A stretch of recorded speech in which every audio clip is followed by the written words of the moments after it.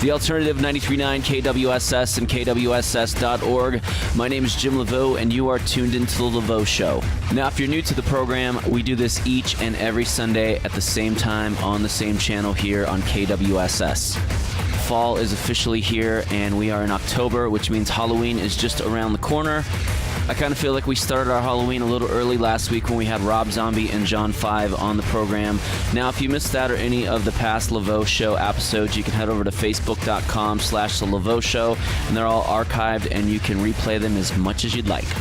Now, throughout the month of October, I'm going to try to have as many Halloween-type themed guests as I can.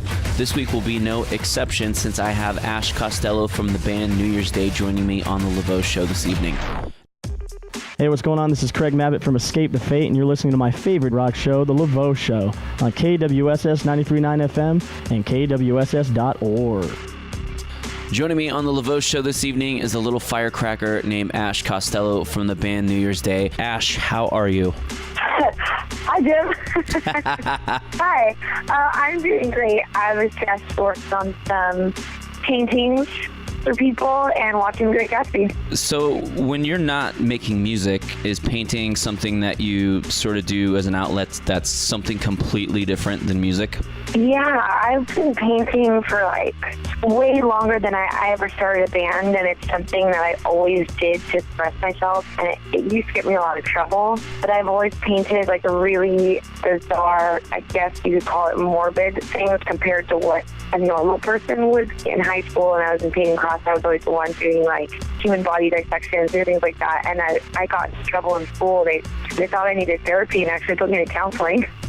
And it's just, I don't know, I've always like had problems sleeping, and so I would stay up all night and paint. And now that like, I guess the band has given me, I mean, I guess what you could call a name, people actually buy my paintings, which is really bizarre. In your face principle, whatever your name was.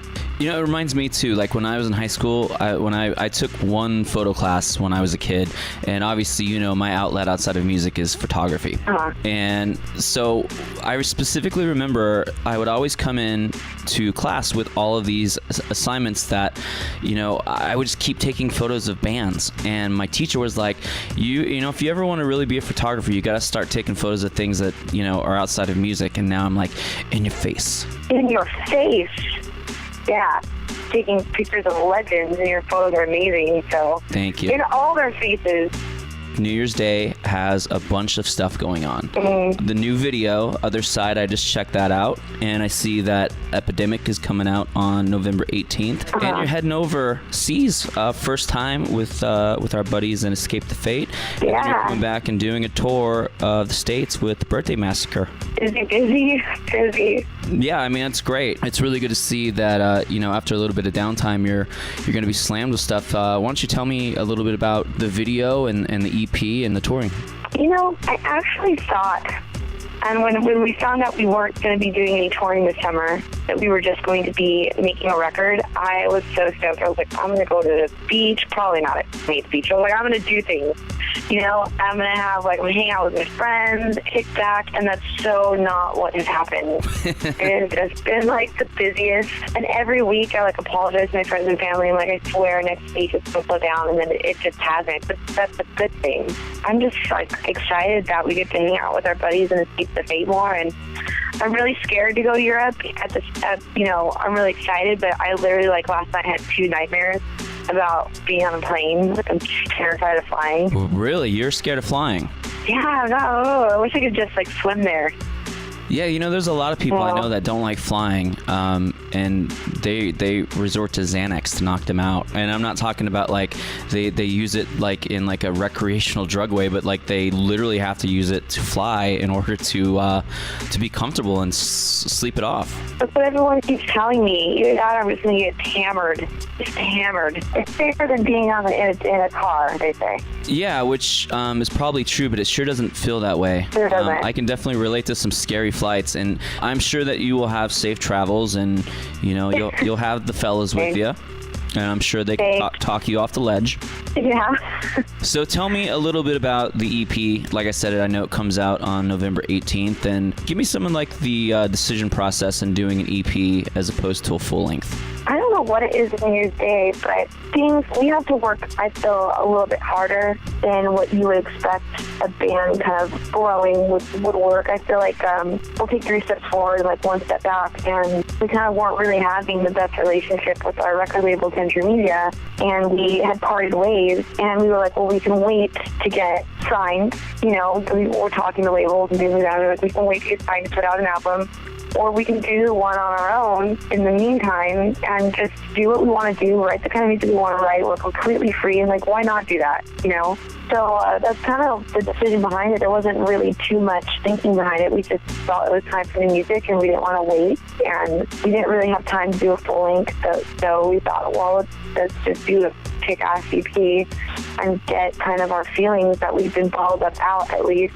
I kind of always use some sort of metaphorical veil to cover what I'm actually saying. And, with Victim to Villain, it was exactly that. It was the veil of being this victim and kind of empowering yourself as being this villain. And Epidemic is the same kind of thing. I just felt like I had been so corrupted by just bad people who had come into my life in the past few years from this band starting out to it growing.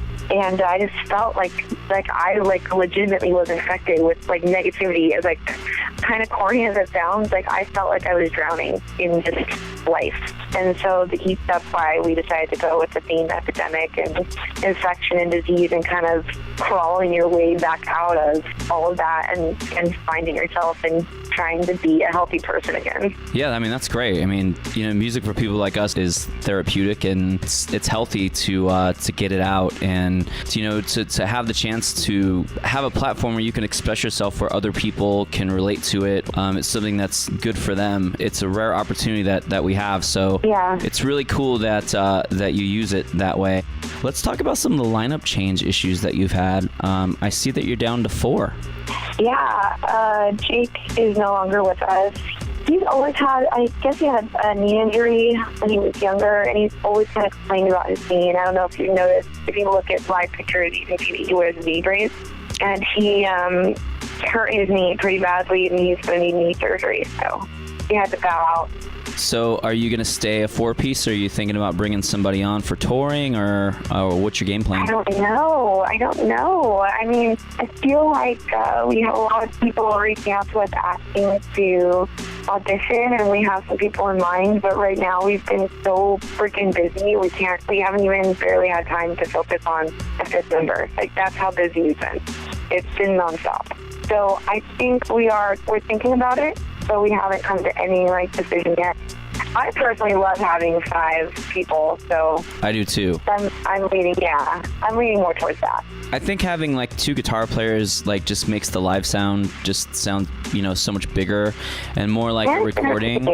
And it's weird. It's pretty crazy that I've seen a lot of bigger bands, whether it was Guns N' Roses, or even Alice Cooper. They have 3 guitar players right now, and they're not really running tracks of any kind, and they're trying to make it as That's authentic. gnarly. Yeah, but I still couldn't imagine having that many people on the stage. But having 2 is, for me, it's more comforting. I've always had to, so I agree with you. I almost felt a little naked. We played a show and we had just 4 of us, and it felt naked. Like something was missing. My pants were missing. You never know. Maybe you forgot them before you went on stage. I usually do. It's okay. So Nick Rossi, he's been in the band for almost a year now, right? It's gonna be coming up to a year, yeah. I want to say December or January. Now, I would have to imagine that is upset that he might have been, that Jake is no longer in the band. I have a feeling he's probably pretty excited not to be the new guy if someone else does step in. That poor guy. Nick Rossi he lives with me. Do you know that? Oh, he's living with you now, full time? Yeah, he lives with me. He lives with me all summer. So it's me and Nick and Nikki, and we all live together. And we give him so much fish. I don't know how he hasn't slit our throats in our sleep yet. We give that guy such a hard time. Yeah. But it's all in good fun. And you know what? I think he's pretty excited to possibly have a new guy for him to give this to, because he's already starting to give one of the guys we've been auditioning a lot of fish. So you can see he's salivating for the chance to get revenge on somebody. Exactly. No, from he's so nice. He's so easy to pick on. From the second I met that guy, I've given him a hard time ever since that first moment. He's so easy. It's like fun. It's like fun to pick on him because he takes it so well. Yeah, he's a good kid. I think he's going to be playing music a lot longer than the rest of us because he's a young pup. Yeah, he is. And he looks a lot younger than he actually is too. He looks like a 12-year-old. We call him a 12-year-old little girl. Oh, yeah. I've always told him, I always called him and his buddy Justin. I was, referred to them as their sisters. Oh, yeah. Justin's brutal. And, I feel like really responsible. I feel like somewhat responsible for all of this. Like, I love Nick Rossi to death, but, I have bred everyone in this world to literally just, be so mean to him on a regular basis. I know. Is it your fault? Is it all because of you? Yeah, it's my fault. I feel like it trickled down, like Nikki saw Justin treat him like that, and then I saw Nikki, and now everyone just picks on him so bad. Yeah, But he's the nicest guy. I feel bad. But when you meet a nice guy, especially I remember this was a concern when you guys were first talking to him about joining your band was he had no touring experience. The whole part of being in a band and getting in the van and going out there and doing it for real. Everyone that is in a band goes, well, I want to go on tour. But they don't really understand what going on tour really means until you're, in the middle of Iowa and you're sitting next to the same stinky people, and you stuck with these people every day. You haven't showered. And there's no shower. You're sick of the one guy that never washes his socks. You wash your socks. All the little things about your friends that start to really grind your gears, and fights with your girlfriend, and just all of it that happens, and he handled it so well. Yeah, well, that was... He's hands down the easiest guy to tour with. Doesn't ever complain. Just super fun and easygoing, and I wish everyone was like him. I wish everybody was like Nick Rossi. Nick Rossi is a pretty cool dude. He's going to love this interview. He's going to give me a big old hug. Yeah, well, if we just get him to play the drums a little better, he'll be really good. Oh, burn. Crap. See, I got him. See, that's how it ends with him. Sorry, Nick Ross. You got to give him a compliment sandwich. It's 2 insults with a compliment in the middle. Yeah, exactly. So when you return from the UK, you're doing the Birthday Massacre tour that's actually going to come through Phoenix. Yep, we come home for 2 days. 2 days, and then that tour starts right after that? Yeah, so we're going to be in Europe for almost a month, to come home for 2 days, then leave for 2 months. Well, my floor is always available to you. Heck yeah, your house is... Thank you. Yeah, your bathroom is my favorite. Yeah, Rossi's taking photos in my bathroom, and I had to yell at him, stop taking photos inside my house. I know, you were telling me that. What bathroom is complete without dead animal specimens in jars? I mean, come on. What are some of the female-fronted rock bands that you were into as a kid that kind of inspired you to become a singer? Kind of like a generic question, but I'm genuinely I don't think we ever spoke about that, so I wanted to ask you. I don't think it's generic. Okay. You know what is the generic question? That I hate being asked what's it like to be a girl in a band. No? Well, I've always been a girl in a band, so that's all I know. It's normal. I don't really, but no. I didn't really like girl singers very much. I always connected to guys more, and I'm glad I did, because I don't ever want to be that girly girl. But there was 2 when I was younger, actually. All 3. Okay, maybe I did kind of both. But I really liked Gwen Stefani. I had a feeling. Because I was, Orange County in the 90s. So, I liked Monique Powell, Jade Ferris, and Gwen Stefani, because that was standard. And I really liked Shirley Manson when I was younger, Garbage. I loved Garbage.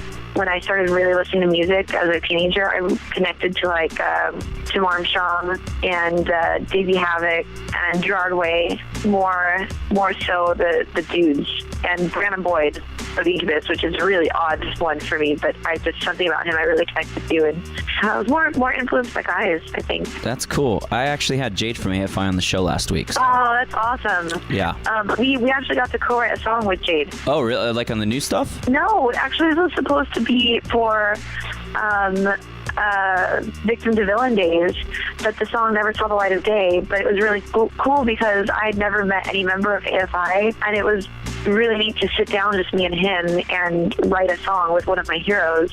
I wish the song would have made it, but it just was one of the ones that didn't make the cut, unfortunately. But it was really cool to sit down with him and have him, like, you know, kind of say he was a fan of New Year's Day and he believed in what we were doing, and there's no one else doing, you know, that was female doing what we were writing. And it was like, it didn't matter. The song didn't happen. It just was really cool to be there. Do you have the song? Do you have like a copy of it, even though it didn't come out? I don't. Okay. I don't. I think that's maybe something Central Media would have, keep it there, archived somewhere, but it's not something that we actually got to take home and keep. So I doubt that song will ever see the light of day at this point, which is a bummer, but, you know, maybe it can happen again. Maybe we'll sit down with Jade again someday and do a better one. It's weird. Like, I always try to have people on the show that I've either at least met before or, you know, that I'm friends with or whatnot, so it makes for better conversation. And he was one of the people that have been on the show that, you know, I didn't know or I'd never met. And, you know, Davey doesn't really do much press. Which is a bummer. And he's not very active on social media either. I understand that, like, you don't want to be too, like, you don't want your personal life out there too much. Like, you don't want to be too accessible because then that crosses the line into, like, Weirdoville. But, you know, you want to have some sort of interaction, and I do wish that Davey was out there more, because as a fan of him, and talk about Davey Havoc, man, that would be a dream come true to have him guest vocal on one of our songs someday, because he was such a major part of who I am today. So if you had to pick between Gerard Way or Davey Havoc, oh, no. How do you like them apples? Oh, my God, I don't know. Wait, Gerard Way, like, 2002 or Gerard Way now? You can pick. I would definitely go with Gerard Way 2002, 3 Cheers days, because that's the fiber of my being was that band and that man at those times. Like, I would be, who knows what kind of person I would be. There's several things in this world that develop the person I am today, and one is Nightmare on Elm Street, 2 is the comic book Johnny the Homicidal Maniac, and 3 is My Chemical Romance. And that recipe combined, you know, who knows who I would be. So I definitely go with Gerard Way. Wow, we just got like Ash Costello in a nutshell. That's recipe. Yeah. No, I put so much like thought into it. Like, why did I end up liking this weird fish that I like? And, like, it's kind of agitating that now it is incredibly popular, and I attribute a lot of that to, like, kind of mainstream using goth as a trend, especially with American Horror Story Coven. Like, every girl became a witch on Instagram, you know what I mean? And well, you don't have to tell me. You know how big of a fan of that show I know. There's lots of mixed feelings around American Horror Story after that. And you know what? Hang on, but we got to talk about this for a second, because I thought that entire season of American Horror Story was amazing until you got to the end, and that show isn't supposed to have happy endings. And I always feel that they always do one show too many each season. Really? Yeah, it's almost like they know that they have a quota to me, and they kind of just stretch it out too far for me. And I loved everything about Coven, and I don't like happy ending. It was a happy ending. I've loved everything they've done up until the end of Coven. Yeah, Coven was really bad. And the thing was, I was in New Orleans a few months back, and I went to a lot of those spots. You know how much I love New Orleans. Like, do you have family, or someone in the band has family there? Yeah, Nikki has a lot of family in New Orleans who we visit 4 or 5 times a year, and we go as much as we possibly can. And even when I was younger, I always felt like I was meant to be born in New Orleans. Like, there's journal entries I have in my journal when I was like 11 years old, or saying like, someday I'm going to live there. And it's always been in my heart. And that's why I loved American Horror Story. I loved, like, the Madame Lalaurie and Marie Laveau and all the cool, like, actual real urban legends they tied into the show. So I like that part. That was cool. They do such a good job of pulling cool history into the show. I'm Laveau, but spelled a little bit different. So, of course, the first thing I did was I went right to the Tomb. I've never been to the Tomb. How unfortunate is that? You should go to the Tomb. There's also, and that's the thing about New Orleans as a whole, is there's so many rumors about, like, what's true and what's not. You're never ever gonna know. They say that the tomb that everyone goes to is not actually the real tomb, but the tomb that's in there that is because the real one is an unmarked one. That's what I heard. And I hear that both of those ladies are buried in there, and they're just in unmarked tombs. And there's so much history in that city. And, I had Sean Bevan and Juliet Bevan from 8mm on the show a little while back, and Sean was telling me about, because Nothing Studios, when they did the whole Antichrist Superstar record there, all of that was, obviously that record's like one of the records that changed my life, and I totally get everything about how New Orleans can just completely set like a vibe and a tone. I want to spend as much time, I really can. and spend as much time out there as I could. I loved it. I was there for like 3 days, and I'm gonna go back before the end of the year. Same. We try to Sunday when we headline our own tour, we're gonna route it like around New Orleans, make sure that we have like 3 or 4 days off there, just hang out. Right. It would be cool if we were all there together in New Orleans. Oh, it'd be scary. That'd be so fun. Yeah, I mean that's. I think there's nowhere in the world that I've ever been that's like that. So I'm super into it, especially if you're into the spooky stuff like we are. It's like Halloween Town 365. It's like living in Pirates of the Caribbean the ride, but that's where you live. Yeah. Well, when I was there, 9 people got shot 40 yards away from me on Bourbon Street. What? How? Yeah. Why? Yeah, and it's funny because I've told the story on the show before, but I was walking. And I went to, have you been to the dungeon? Oh, yeah, I've been to the dungeon. Yeah, that's exactly what you're talking about. I was at the dungeon, and I showed up there at like 1:30 in the morning, and I was at the very upstairs top bar just getting blasted. And I left there, and I walked all the way from there to, I was staying on Bourbon Street. When I walked, I was on the phone at 2:45 in the morning, and I hear these noises, and I'm on the phone, and I'm like, so like these people are like shooting blanks on Bourbon Street, probably think it's funny. I got in a cab the next morning, and the cab driver's like, so crazy night last night, huh? And as soon as he said that, I knew exactly what he talked about, and I got on Google, and I looked, and I'm like, oh, wow, I was 40 yards away from all that. What happened? Someone just pulled a gun out and started shooting. Was it gang-related, or do they know? Yeah, they think it was gang-related, and I don't think anything ever actually came of it because there's so many people out there. Did anyone get hurt? A couple people went to the hospital. Wow, that's scary. It's not the safest place to be, but I don't know about you, but I kind of like being in places where I don't know what's going to happen. Yeah, I mean, I like being safe, but I don't know. I feel like that can happen anywhere. Right. Why don't you let people know where they can find Ash Costello and New Year's Day? Oh, well, we are very active on Instagram. It's very easy. My Instagram is just Ash Costello, and New Year's Day is NYD Rock. Twitter, Ash Costello on Twitter, NYD Rock on Twitter. Facebook, New Year's Day, Facebook, Ash Costello, pretty easy stuff. It's pretty easy. I like that. Yeah, it's easy. Keep it simple. So, Ash, thank you so much for joining me tonight on the Louvau Show. Always a pleasure to catch up with you, and I'm really looking forward to hearing the new EP. I'm really jealous of your last name. I bet you are. I wish my name was Ash Louvau. That's so cool. I would tell everyone I was a direct descendant of Marie. Yeah, well, people kind of freak out when I wear it. I bought a shirt from there, and it says Marie Laveau. It's like the House of Voodoo. People are like, yeah. They like, wait, I didn't think so bad. Of that. Yeah, so it's good. Sorry, I ruined your signing out. Yeah, so thank you so much, Ash Costello. Sorry. No, I'm just kidding. No, that was fine. Tell everyone I said hello and punch Rossi in the nose for me, and hello. All right. Well, Mr. Jim, you have yourself a good night. You too. I'll talk to you soon. Yeah, I'll see you sooner than later. Okay.